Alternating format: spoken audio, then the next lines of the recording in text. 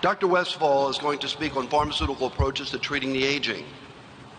And Dr. Westphal, I can go on and on about his brilliance and his credentials because he has done so much for this business. I've been at conference also lecturing with Dr. Westphal. I don't know him personally. We travel in different circles. But the reputation that this physician has is absolutely incredible. Dr. Westphal has owned many companies that have been bought out by large pharmaceutical organizations. He currently serves as the co-founder and former CEO and executive chairman of Veristem, a Longwood portfolio company. That's just one of his major accomplishments. Companies founded by Dr. Westphal have invented important drugs, including the largest selling heparin in the United States, and several experimental medicines for cystic fibrosis phase 3 for currently incurable cancer, something that is very near and dear to my personal. He earned his medical degree from Harvard University Medical School and his PhD in genetics from Harvard, and he graduated with a BA, summa cum laude, and Phi Beta Kappa from Columbia University. I could go on and on and on, but I just want you to listen to the brilliance of our last presenter of this morning. It is my true honor to bring on Dr. Chris Westphal. Thank you. Well, it's great to be here. I'm fortunate enough that my wife is in the audience, so thank you for the very nice introduction. I'm sure she won't really recognize me in what you said. It's great to be here. My name is Christoph Westphal. I'm a physician. I did my MD and PhD at Harvard. I'm on the board of Harvard Medical School. And I wanted to first thank Doreen Brown, who's over there, who organizes this whole meeting, and then Dr. Goldman, who's one of the visionaries in this space.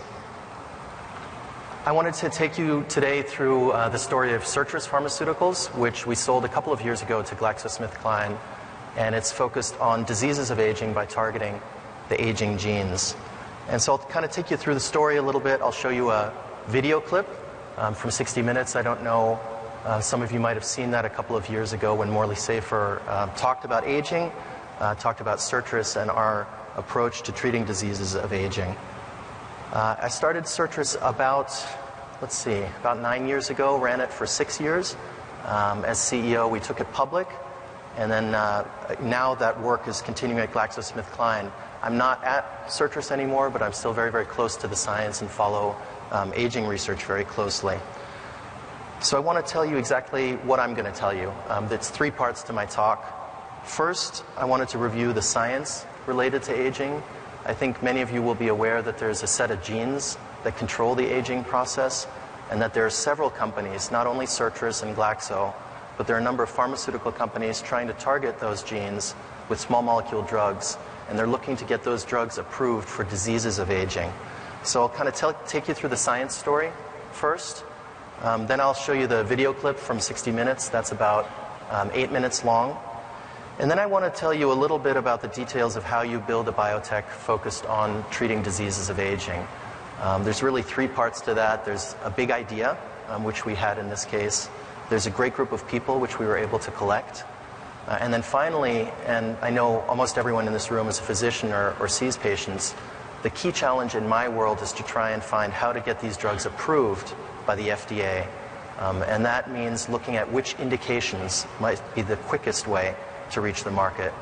In our case, our belief was and continues to be that metabolic disorders like diabetes and inflammatory disorders such as psoriasis might prove the quickest path to the market for our drugs. So it's great to be here. I have 5 kids. My wife had a great time here with me. We spent the last 3 days in Las Vegas. I know you're at the end of a meeting as well. It's really an eye-opener for me. It's a whole separate world from my pharmaceutical world, and it's been great to get to know many of you. I'm going to go through a set of slides. I don't know if there they are. There we go. Maybe I'll do it on the computer. So I'm going to take a step back into evolution. And you see on the slide in front of you a dinosaur. And why is that? It's because I want to explain evolutionarily why does it make sense that certain genes control the aging process. And it's really quite straightforward. In a setting where there's a lot of food, and that's shown with the dinosaur under the palm tree, so the